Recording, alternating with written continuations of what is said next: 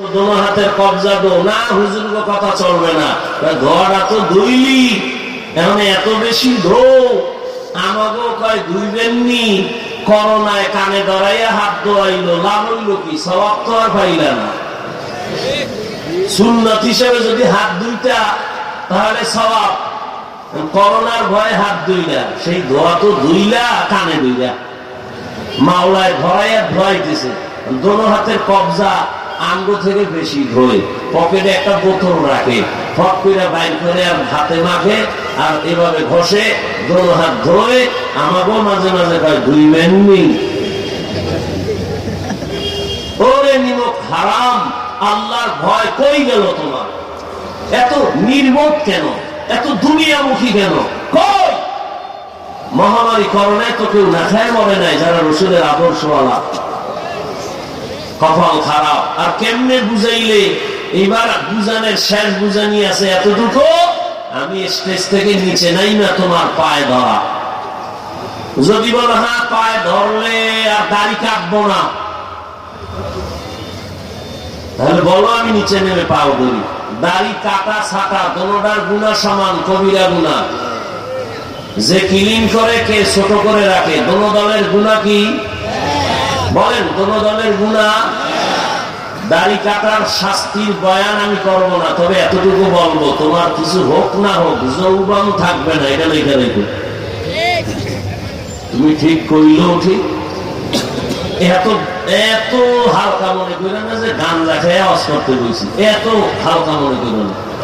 আমি বলে দিলাম, তোমার চ্যালেঞ্জ থাকলে তুমি সামনে দাঁড়াও, দাড়ি কাটো আর ছাটো, পরকালের ভিডাভিডি যা আছে পরে, নগদ তোমার কপাল পড়ার জন্য একটা শাস্তি শুরু। কি কি থাকবে না? এই দাড়ি কামানোর প্রবণতা যেদিন থেকে বাড়ছে, সেদিন থেকে হারবাল কোম্পানির ওপেন চ্যালেঞ্জও বেড়ে গেছে। ১৫০০ বছর আগে রাসূল বলে গেছেন, যাদের লজ্জা নাই ওদের ঈমান নাই। লা ঈমানা লিমান লা হায়া আলা। কোথায় গেছে লজ্জা? বালিশে মাথা লাগায় চিন্তা করিও। আল্লাহ সব ভাইকে হেদায়েত দান করেন।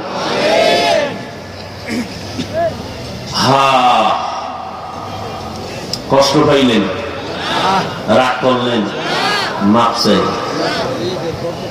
মাপ করবেন না, না করলে আর কি করে? এই মোবাইল বন্ধ করো। ২৪ ঘন্টা মোবাইল চালায়, আল্লাহ বেহেশতের বাগানে নিয়ে আসছে, এখানে ২ ঘন্টা না চালাইলে কি হইব? কি বলবো, পাগল হয়ে যায় মোবাইল নিয়ে একটা ছবি তোলার জন্য। কি লাভ? ছবি তোলা ১০০০ বার কবিরা গুনাহ, হারাম। যদি সরকারের প্রয়োজন হয় সেটা জায়েজ, উত্তম না, সুন্নত না, জায়েজ। ঠেকলে করো, এটা জায়েজ। এছাড়া এমনি এমনি ছবি তোলা হারাম, হারাম, হারাম, কবিরা গুনাহ। আমি হাসিতেই যা করি, সামনে কিছু না বললেও ছবি তোলার প্রবণতা যাদের আছে, এদেরকে অন্তর থেকে ঘৃণা করি, ঘৃণা করি, ঘৃণা করি। সামনাসামনি আমি হাসি, ঠিক আছে, অন্তর থেকে ঘৃণা করি। বাকি বরদোয়া করি না, বরদোয়া জায়েজ থাকলে বরদোয়া করতাম। আল্লাহ হেদায়েত দান করুন। ও ভাই, রাগ করতেছেন? এরকম বলনেওয়ালা থাকবে না, কেউ বলবেও না, আপনাকে কোনো টেনশনও থাকবে না। বলনেওয়ালা তো নাই। যারা বলনেওয়ালা ছিল এক এক করে কমতেছে, মরে যেতেছে, সব মরে যাবে। আমি মরে গেলে বাস আমার জবান থেকে আর এই কথা আসবে না, আর অন্য কেউ বলবেও না। সবাই বলবে এতক্ষণ আধা ঘন্টা লাগায় কি শুরু করলেন, এতক্ষণ অন্য বক্তারা গরম বানায় তো বয়ান করে, আর আমি এখন পর্যন্ত শুরুই করেন নাই। তাহলে এত হুজুর বয়ান করলো, কাল করলো, আজ করলো, কেউ লাগলো না, আপনার এত লাগলো কেন? তো জাতি শেষ পর্যন্ত কি কয়, তা আকাম বাদ দেওয়া যাবে না, বক্তা বাদ দাও। আকাম চলবে। আল্লাহ হেদায়েত দান করুন, আল্লাহ হেদায়েত দান করুন। ওয়াল আসর, তরজমা বলছি না? বলছি। হাদিসের ব্যাপারে একটু ব্যাখ্যা আছে, 2 মিনিট। হাদিস কি বলছিলাম? আপনাদের থেকে একটা জবাব নিব আমি প্রশ্ন করে, আবার খেয়াল করেন। নবীজি বলেন কুল্লু উম্মতি ইয়াদখুলুনাল জান্নাতা ইল্লা মান আবা, সব উম্মতেরা জান্নাতে যাবে, যারা নবীকে মানে না তারা জান্নাতে যাবে না। সাহাবায়ে কেরাম প্রশ্ন করলেন, ইয়া রাসূলুল্লাহ, কে আপনাকে মানে না? রহমতের নবী কি বললেন এই কথাটা খেয়াল করেন। সাহাবায়ে কেরামের প্রশ্ন, নবী আপনাকে মানে না তারা কারা? নবী ডাইরেক্ট জবাবের আগে বললেন, মান আতাআনি দাখালাল জান্নাহ, যে আমার অনুসরণ করবে, অনুকরণ করবে তারা জান্নাতি। বলেন বিপরীত কথা কি দাঁড়াবে? খেয়াল করবেন, এই মোনাজাতটা দিয়ে নেন না। সাহাবায়ে কেরামের প্রশ্ন, ইয়া রাসূলুল্লাহ আপনাকে মানে না কারা, তাদের পরিচয়? নবী বললেন, মান আতাআনি দাখালাল জান্নাহ, যে আমার অনুসরণ করবে সে কি? তার মানে কি সে নবী? যে নবীর অনুসরণ করে সে জান্নাতে যাবে, তার মানে সে নবী মানে। বিপরীত কথা কি দাঁড়াইল তাহলে?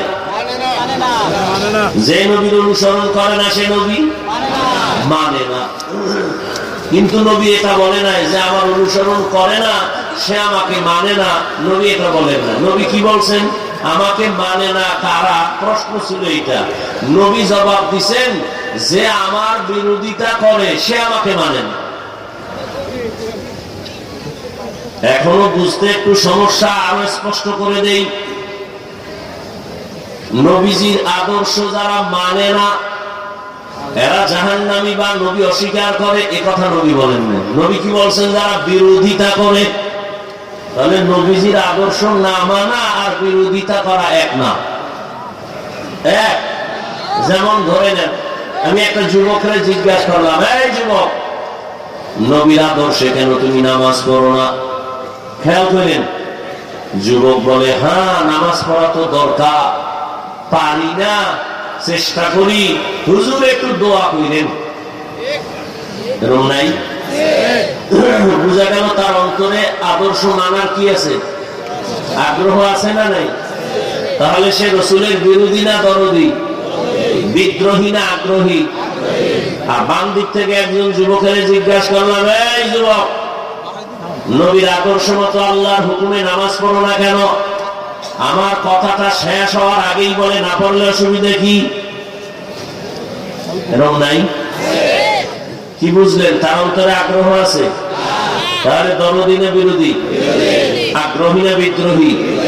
নবীর আদর্শ মানার ক্ষেত্রে বিদ্রোহীর এক নাম বেঈমান। খুব খেয়াল করেন, বিদ্রোহীর আর এক নাম কি? তাহলে কি বুঝলাম? একটা লোক দাড়ি রাখে না, তাকে গালি দেওয়া যাবে না, আগে বুঝতে হবে সে কি বিদ্রোহী না আগ্রহী। যদি আগ্রহী হয় সে মুমিন। খুব খেয়াল করবেন, যদি সে আগ্রহী হয় সে মুমিন, আর যদি সে বিদ্রোহী হয় সে বেঈমান। একজনে নামাজ পড়ে না, তাকে গালি দেওয়া যাবে না, আগে বুঝতে হবে সে আগ্রহী না বিদ্রোহী। যদি বলে হুজুর নামাজ পড়া দরকার, পারি না, দোয়া করবেন, তাকে গালি দেওয়া যাবে না। কেন? সে আগ্রহী মুমিন। আর যদি কেউ বলে ভাই দাড়ি না রাখো না কেন, নামাজ পড়ো না কেন? বলে দাড়ি না রাখলে অসুবিধা কি? টুপি না পড়লে অসুবিধা কি? নামাজ না পড়লে অসুবিধা কি? তাহলে বোঝা গেল তার মধ্যে আগ্রহ নাই, বিদ্রোহী। বিদ্রোহী মানে বেঈমান। অতএব যে দাড়ি রাখে না তাকে গালি দেওয়া যাবে না, আর যে দাড়ি পছন্দ করে না তাকে ছাড় দেওয়া যাবে না। ব্যবধান আছে না নাই? যে নামাজ পড়ে না তাকে গালি দেওয়া যাবে না, যে নামাজ পছন্দ করে না তাকে ছাড় দেওয়া যাবে না। সুযোগ পেলেই জুতার বাড়ি। কথায় ব্যবধান আছে না? অনেক ব্যবধান। একজন বেঈমান আর একজন ইমানদার, দুজনই দাড়ি রাখে না, কিন্তু একজন মুমিন আর একজন কি? বেঈমান। নবীর আদর্শ তুমি মানো না ভিন্ন কথা, কিন্তু না মানলে অসুবিধা কি? এই বেয়াদবিমূলক গাদ্দারিমূলক কথা বলার দুঃসাহস তোমাকে দিল কে? এই বেয়াদবি করার সাহস তোমাকে কে দিল? যে আমি নামাজ না পড়লে অসুবিধা কি, রোজা না রাখলে অসুবিধা কি? নবীও যদি বলে তোর মতো বেয়াদব উম্মত না হইলে আমি মুহাম্মদের অসুবিধা কি? তোর তের বাবা কত ধানে কত চাও। আল্লাহ সবাইকে হেদায়েত দান করেন। আসেন এবার ওয়াল আসরে সূরা নিয়ে কিছু আলোচনা। ওয়াল আসর সূরাটার নাম সূরাতুল আসর। আল্লাহ এখানে শপথ করলেন আসরের শপথ। এই রকম আল্লাহ আরো কত জায়গায় শপথ করেছেন। والتين والزيتون وطور سينين وهذا البلد الأمين والشمس وضحاها والقمر إذا تلاها والنهار إذا جلاها والليل إذا يغشاها والنهار إذا جلا والنهار إذا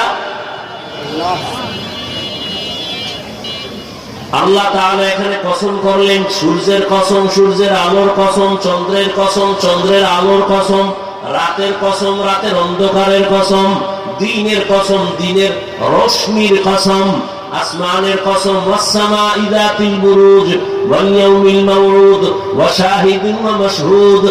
আল্লাহ পাক কসম করলেন, ইযা ওয়াকাতিল ওয়াকিআ লাইসা লিওয়াকাতিহা কাযিবা لا أقسم بيوم القيامة ولا أقسم بالنفس اللوامة والضحى والليل إذا سجى ما ودعك ربك وما قلى وللآخرة خير لك من الأولى। বার বার আল্লাহ কসম করলেন। কসম তো আমরাও করি না কেন ভাই? আমার কথাটা এমন কা বিশ্বাস করি না। আমি বললাম কসম, তা এবার বিশ্বাস করি। আমাদের কসমের উদ্দেশ্য কি? সন্দেহ করলে এটা দূর করে দিলাম কসম কেটে। আল্লাহ কসম কেন করলেন? কোরআনে সন্দেহ আছিল এই জন্য দূর করছেন। কোরআনে সন্দেহ আছে, যালিকাল কিতাবু লা রাইবা ফীহি হুদাল লিল মুত্তাকিন। কোরআন এমন একটা কিতাব যার মধ্যে কোনো সন্দেহ নাই, সন্দেহের অবকাশ নাই। শুধু কি তাই, ১,৫০০ বছর পর্যন্ত সারা দুনিয়ার মহাপণ্ডিতেরা আল্লাহ কোরআনের ভুল বের করার জন্য প্রচেষ্টা কম করে নাই। অক্সফোর্ড বিশ্ববিদ্যালয়ের থেকে ডিগ্রি অর্জনকারী ভারতের সন্তান শিব শক্তি স্বরূপজি অক্সফোর্ড বিশ্ববিদ্যালয় থেকে ডিগ্রি নিল ১৭টা 18টার উপরে। আরবি ভাষা শিখলো, ফার্সি শিখলো, উর্দু শিখলো, আর ইংরেজি সব শিখা এবার সব ধর্মগুলো রিসার্চ করলো। হিন্দুদের ধর্ম কেমন, বৌদ্ধদের ধর্ম কেমন, এদের কিতাবগুলো মোতালা করলো, রিসার্চ করলো। করতে করতে দেখে সব ধর্মের কিতাবে ইসলামের গুণগান গাওয়া। খুঁজতে খুঁজতে শেষ আল্লাহর কোরআনটা হাতে নিল। কোরআনের মধ্যে কোনো সন্দেহ ভুল আসেনি। কোরআনটা রিসার্চ করে করে করে করে সে বলল, কোরআনের ভুল বের করতে গিয়া আমার জীবনের সব ভুল কোরআনের আয়নায় ধরা পড়ে গেল। শেষ পর্যন্ত ওই ভারতের শিব শক্তি মহারাজ কালেমা পড়ে মুসলমান হয়ে গেল। পরবর্তী তার নাম রাখা হলো ইসলামুল হক। আমাদের বাংলাদেশে যখন এরশাদ সাহেব ক্ষমতার চেয়ারে, তখন সেই ভারতের সন্তান ইসলামুল হক ভারত থেকে এখানে আসছিল। বাংলাদেশে ঘুরা ভারত সরকারের চাপে আর থাকতে পারে নাই। এক পর্যায়ে তাকে দুনিয়া থেকে বিদায় নিতে হলো। এত চ্যালেঞ্জ দিয়াও দুনিয়ার কোন মহাপণ্ডিত আল্লাহর কোরআনের কোন ভুল বের করতে পারে নাই। বরং বহু বিধর্মী আল্লাহর কালামের সামনে মাথা নত করে মুসলমান হয়েছে। তো আল্লাহর কোরআনে কোনো সন্দেহ নেই, তো কসম কাটলেন কেন আমার আল্লাহ? এর অনেকগুলো জবাব। এর মধ্যে মূল কথা হলো আল্লাহ সব কথাই সত্য। দুনিয়ার কোন মানুষ যদি কোরআন না মানে তো মিথ্যা। কি বুঝেন না? আল্লাহ কোরআন মানলে সত্য, আর দুনিয়ার সবাই যদি না মানে তো মিথ্যা। দুনিয়ার মানুষ তুমি কোরআন মানলেও সত্য, না মানলেও সত্য, পুরাটাই সত্য। পার্সেন্ট যত দাও 100 তার উপরেও সত্য, তো কসম কেন করলেন? বলে সব কথাই আল্লাহর গুরুত্বপূর্ণ, কসম করিয়া ওই কথাটার গুরুত্ব আর একটু বাড়ালেন, মানুষের অন্তর আকৃষ্ট করলেন। সব কথা সত্য, তবে কসমের কথাটা আর একটু গুরুত্বপূর্ণ, শুনো। শুধু তাই না, কসম করছেন যে জিনিসের উপরে, ওই জিনিসটাও বড় দামি। তিনের উপরে কসম, 3 বড় দামি একটা ফল, জৈতুনের কসম। জৈতুন একটা দামি ফল, দামি সম্পদ। আল্লাহ তুরে সিনার কসম, তুর উপত্যকা বড় দামি একটা জায়গা। এরপরে আল্লাহ নিরাপদ শহরের কসম করলেন, মক্কা নগরী নিরাপদ শহর। হাজারো মার্ডারের আসামি বাইতুল্লাহ এরিয়ার মধ্যে যদি ঢুকে যায়, তখন ওই বাইতুল্লাহ এরিয়ার মধ্যে থাকলে তাকে চোখ গরম করাও জায়েজ নাই, বের হলে তারা আবার মেরে ফেলো। কিন্তু নিরাপদ শহর মক্কা নগরী, এখানে ঢুকলে আসামি, ফাঁসির আসামিও নিরাপদ, কিচ্ছু বলা যাবে না। এমন দামি ঘরের কসম। এইভাবে আল্লাহ বুঝালেন, আসমানের কসম করেছে, আসমান বড় দামি সম্পদ। ছোট একটা প্যান্ডেল বানাইছে, এই প্যান্ডেলে ডেকোরেটর ওয়ালারা কি পরিমাণ খুঁটি লাগাইলো, পারে না আরো খুঁটি লাগায়, নাকের ডগার উপরে দিয়ে দেয়। এই ছোট্ট একটা প্যান্ডেল টানাইতে যদি এতগুলো খুঁটি লাগে, তাকাও, চোখে পাওয়ার দিয়ে তাকাও। এই জমিন থেকে 500 বছরের দূরত্বে প্রথম আসমান, ওখান থেকে আবার খালি জায়গা, উপরে 500 বছরের ফাঁকা, এরপরে আবার এর উপরে দ্বিতীয় আসমান, 500 বছরের মতো এটার ভেতরের মোটা জায়গা। এইভাবে 7টা আসমান আল্লাহ বানাইছে। আল্লাহ যেদিন থেকে বানায় সেট করে দিছে, ওইভাবেই এখনো আছে। উপর দিয়ে কোনো রশির টানাও নাই, নিচের থেকে কোনো খুঁটিও নাই, কোনদিন নড়াচড়াও করে না। এগুলি কি গোপন কথা? ও বান্দা, তুমি জ্ঞান খাবে, তাকাও। আমার আল্লাহকে তুমি চিনো না, আমার আল্লাহকে চিনার জন্য আল্লাহর বানানো তুমি ওই আসমান দেখে আল্লাহর পরিচয় নাও। ইঞ্জিনিয়ার কেমন, বিল্ডিং এর থেকে তাকাইয়া বুঝো ইঞ্জিনিয়ার কেমন, তার ডিজাইন বলে দিবে ইঞ্জিনিয়ার কেমন। আমার আল্লাহ কেমন, আসমানের দিকে তাকাইও, জমিনের দিকে তাকাও। বলখের বাদশা ইব্রাহিম ইবনে আদহাম, বিশাল রাষ্ট্র চালায় ইব্রাহিম। একদিন হঠাৎ অন্তরের ভাবনা শুরু হয়ে গেল, আরে আমার আঙ্গুলির ইশারায় বলখের মানুষ উঠে আর বসে, কিন্তু সকালবেলা প্রতিদিন দেখি একটা সূর্য পূর্ব দিগন্তে উদিত হইয়া পশ্চিম দিগন্তে অস্তমিত হয়। এটা তো আমি ইব্রাহিমের আঙ্গুলের ইশারায় চলে না, এটা কার ইশারায় চলে? পেছনে অবশ্যই তো কোন ইশারা দেনেওয়ালা আছে, এরে তো আমি চিনি না। ইব্রাহিমের ভাবনা গভীর। আমার বাদশাহীর মূল্য কি? বিশাল। সূর্য যার ইশারায় চলে সে তো বড় বাদশাহ। আমি তো তার এখনো পর্যন্ত চিনতে পারি নাই, তাহলে আমি তো এখনো বোকাই রয়ে গেলাম। বিজ্ঞানীরা বলে পৃথিবী নামক গ্রহটা যত বড়, এর থেকে সূর্যটা 13 লক্ষ গুণ বড়। পৃথিবী নামক গ্রহটা যেখানে আছে, বিজ্ঞানীরা বলে এখান থেকে 9 কোটি 30 লক্ষ মাইল উপরে সূর্য। মুফাসসিরিনে কেরাম বলেন, মুহাদ্দিসিনে কেরাম বলেন, আমার আল্লাহ এই মাসে, অনেকে বলে সবাই না, আরবি রজব মাস, কি মাস? সামনে আসতেছে শাবান, রহমতের নবী। এই মাসেই অধিকাংশ ঐতিহাসিকরা বলেছে রহমতের নবীকে আল্লাহ মেরাজ করালেন এই মাসে। অনেকে বলছেন না, নবীর মেরাজ হয়েছে রমজানে।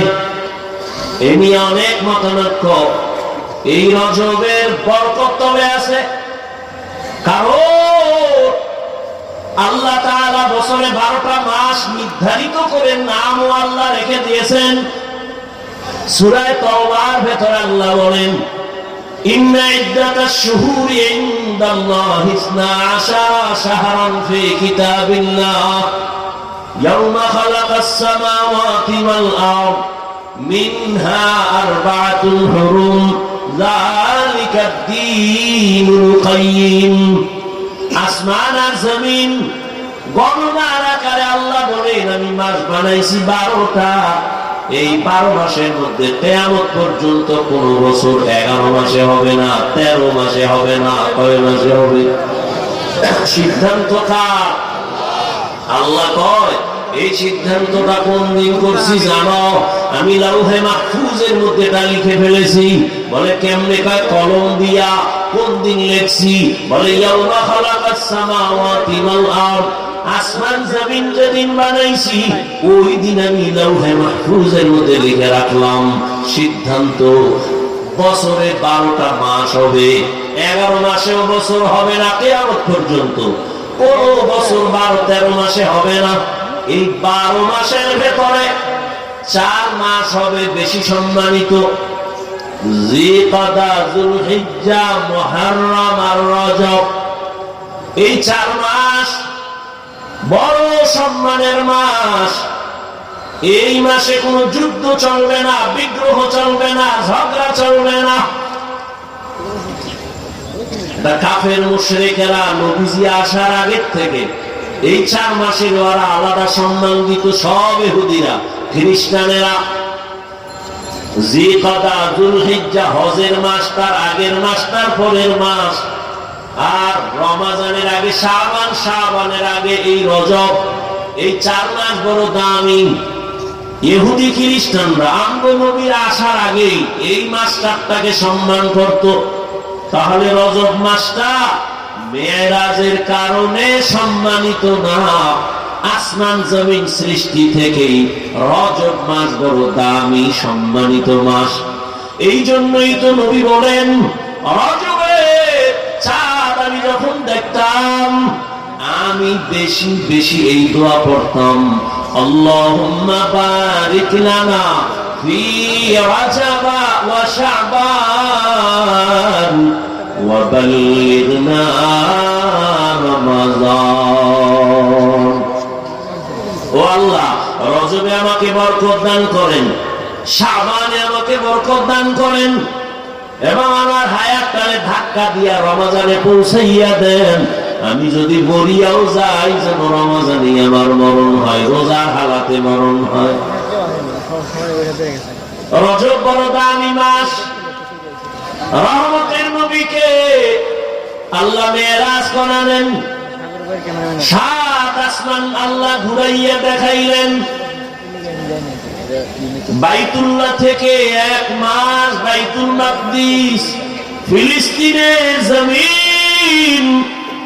রহমতের নবী বলেন, আমি রাতের বেলা আমার চাচাতো বোন উম্মে হানির ঘরে আমি ঘুমাই। আবার কেউ বলেন নবীজি শিয়াবে আবু তালিবের মধ্যে ঘুমান। আবার কেউ বলেন নবীজি হাতিমে কাবার ভেতরে ঘুমান। তবে অধিকাংশ সময় চাচাতো বোন উম্মে হানির ঘরে নবী ঘুমান্ত। রহমতের নবী ঘুমে আছেন, ছাদ থেকে নবী জিবরাইল আমিন রাতের অন্ধকারে নিচে নামলেন। আর নবীর রুমে তো আলাদা কোনো আলো লাগে না। রহমতের নবীর চেহারাটা এত সুন্দর, নবীর চেহারা মোবারকের আলোতেই অন্ধকার ধরানো হয়ে যায়। ইমামুল আউয়ালিন আল আখিরিন বাহরে সাদকা রাহমাতাল লিল আলামিন সাইয়্যিদুল কাউনাইন খাতুমুল মুরসালিন আখিরামান বুদে ফখরুল আউয়ালিন শুধু ওজুদাস রাহমাতাল লিল আলামিন मस्जिदे ऊ शुद्ध हमारो ये जमीन।